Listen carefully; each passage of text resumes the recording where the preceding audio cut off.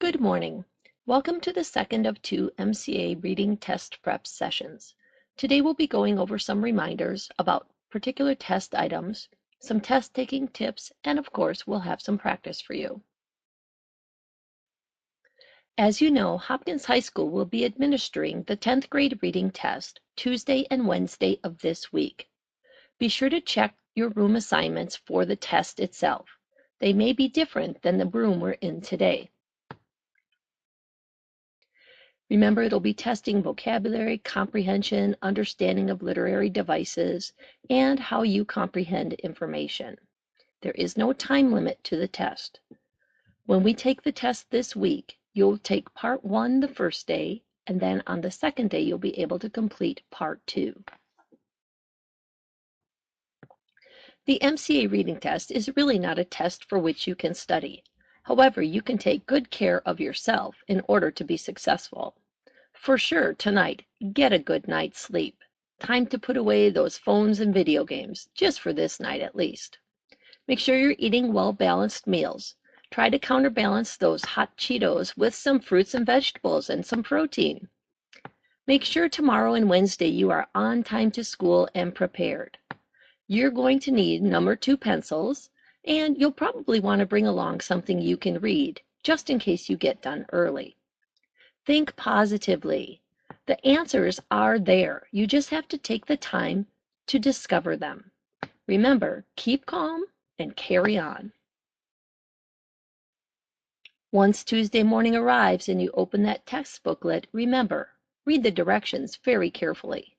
Don't forget to look at the box at the beginning of each of the selections.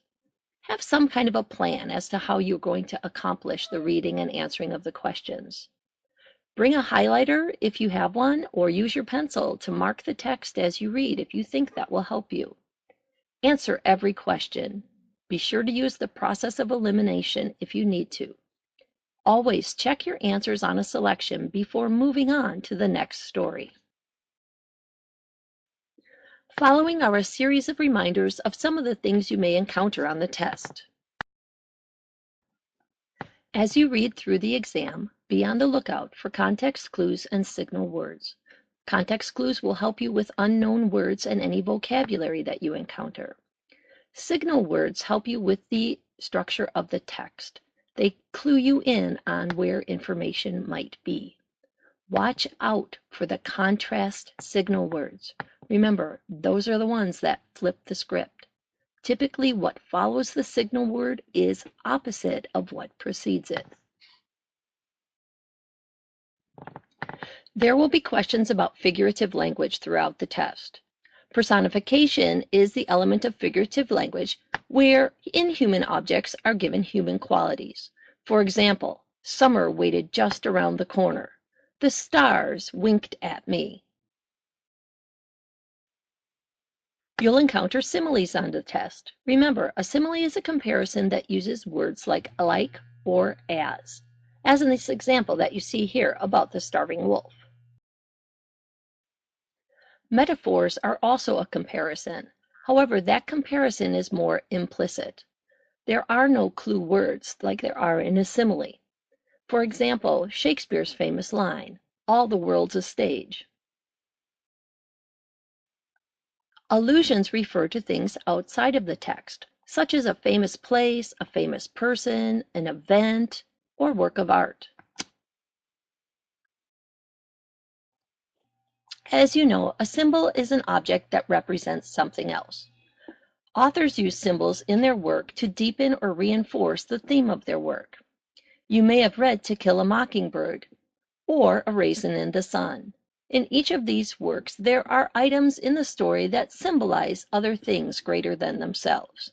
The mockingbird symbolizes innocence, childhood, perhaps even freedom. In Raisin in the Sun, Mama's flower was something that represented hope for the future. Irony is also part of an author's toolkit. Irony typically relates to theme, and the use of irony helps make that emotional impact of a work even more powerful. Typically, you'll encounter it as the difference between what you expect to see and what actually happens. For example, it would be really ironic if I couldn't read. don't you think? You'll also be asked about author's purpose. Author's purpose is sometimes tackled in two different ways. Look at the two questions here. One of the questions asks you why the author wrote the passage: to persuade, to inform, to entertain.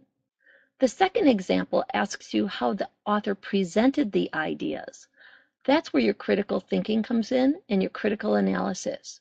What did the author use to present his or her arguments? You'll notice they ask the question using words like providing explanations, presenting stories, presenting personal opinions. You'll be able to notice those as you read the selection.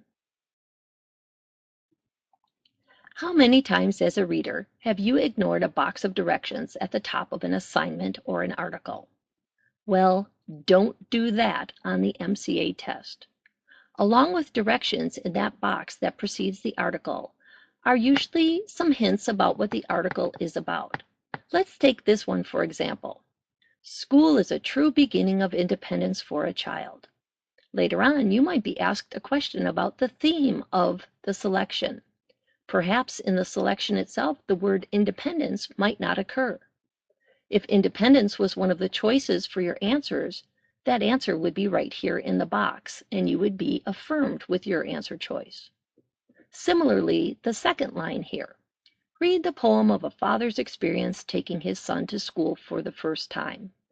That's the double bonus. First, activate your prior knowledge. What is that like when a parent takes a son or daughter to school on the very first day? You might have some thoughts about that. Two, now we know whose point of view the poem is from. We will probably be hearing the father talking about his experiences. We won't know until we actually read it, but we know it's coming from his point of view. Another good reason to read the box at the beginning of the selection is to determine the type of text you'll be reading. That helps set your purpose for reading. For example, text will either be narrative or expository. You'll remember narrative are the things that you typically read, the stories, the novels. So you're going to want to be careful and watch for plot, character, setting, theme, and tone. Expository text is more like newspaper and journalistic writing. Textbooks are included there as well. So pull out those 5 W's and be looking for that kind of information. Here are some tips on tackling the text. We use the word tackle because some of these types of text you would never have chosen to read. That's the test. Can you read any text presented to you? So, how do you do it? Try to read in chunks or sections. Check your understanding after each section before you go on. Keep those questions coming. Topic, speaker, purpose. Mark the text. You can highlight, underline, it doesn't matter. The only thing that is scored is the answer sheet. You can mark the text itself. Use context clues and signal words. Read and reread as many times as you need to. You're the one that needs to understand. You're the one that needs to convince yourself that you've chosen the right answers. Try to prove them as best as you can. Before you move on to a new selection, try to finish all the answers on the first one that you're reading. You'll be able to move back and forth the first day, but you will not be able to move back and forth between the texts from day 1 to day 2. Here's a possible plan you might use to tackle the text. 1. Read the box at the top of the selection. 2. Read just the first paragraph. Give yourself a sense of how this piece of text will flow. Then jump over to the questions. Not the answers, just the questions. That way you'll know the kinds of things you'll be looking for as you carefully read the text. Then go back and read it. Mark the text if you need to along the way. Answer the questions. Make sure you use the process of elimination. Make sure you go back and find the answers in the text. Be sure you can prove to yourself that you have chosen the correct answer.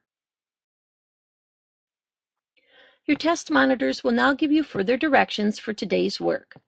Good luck with the MCA reading test this week.